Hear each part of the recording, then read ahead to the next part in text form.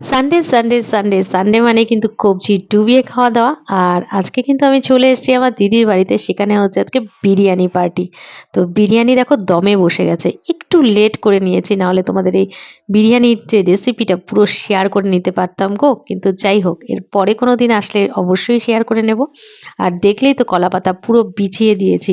আসলে খিদাটাও প্রচণ্ড পেয়েছে। দম থেকে নামলেই আমরা কিন্তু খেতে বসে যাব। তো যাই হোক, এবার কিন্তু চলে এসেছি। এখানে ওদের বাগানের মধ্যে কিন্তু দেখো কত বড় বড় কিন্তু গন্ধরাজ লেবু হয়েছে। তো একটা টুক করে গন্ধরাজ লেবু পেড়ে নিলাম। তো সেটাও কেটে নিয়েছি। এখন আমরা কিন্তু বিরিয়ানির সাথে ওটা খাবো। দম থেকে নামানোর পর বিরিয়ানিটার লুকসটা একবার দেখো তোমরা, জাস্ট ওয়াও ছিল। আর খেতে এত অসাম টেস্টি বিরিয়ানি আমি এর আগে কোথাও কোনোদিনও খাইনি। এটা ছিল জাস্ট সেরা। এখনো আমি যখন এডিটিং করছি আমার কিন্তু এখনো মনে হয় নাকে স্মেলটা আসছে বিরিয়ানির, মনে হচ্ছে আমি যেন এখনই ঝাঁপিয়ে পড়বো বিরিয়ানি খেতে। তো যাই হোক, আর কি করব বলো, ভীষণ কষ্ট লাগছে এখন খেতে পারছি না জন্য। কিন্তু চলো তোমাদের সাথে শেয়ার করে নিই। বিরিয়ানিটা ভীষণ ঝরঝরে ছিল। আর রাইসগুলো না এত লম্বা লম্বা ছিল, মানে কি বলবো, মানে একদম টপ কোয়ালিটির ওরা কিন্তু যে চালটা আছে সেটা ব্যবহার করেছিল। আর পুরো একদম লাইট ছিল। অনেক জায়গায় থাকে না যে বিরিয়ানিগুলো ভীষণ মেসি মেসি হয় আর ভীষণ উগ্র গন্ধযুক্ত, তেমন ছিল না।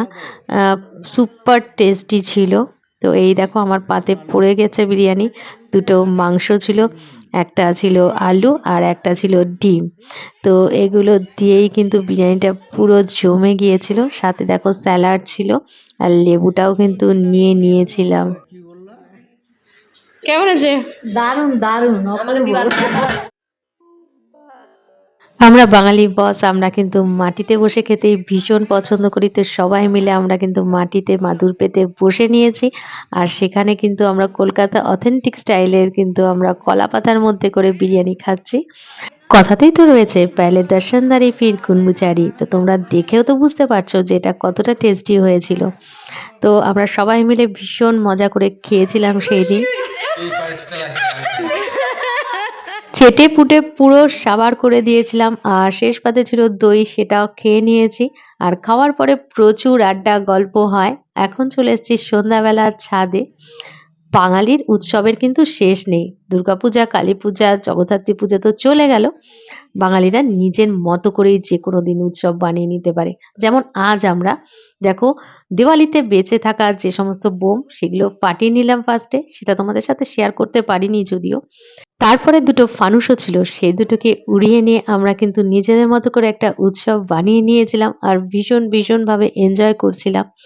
চাঁদের সাথে ফানুসটা ওড়ানোর পর কি সুন্দর লাগছিল, তাই না? তো তোমাদের সাথে একটু শেয়ার করে নিলাম। আর ব্লগটা এখানে এন্ড করছি। ভালো লাগলে পাশে থেকো, সাপোর্ট করো। আবার দেখা হচ্ছে নতুন ব্লগে। টাটা।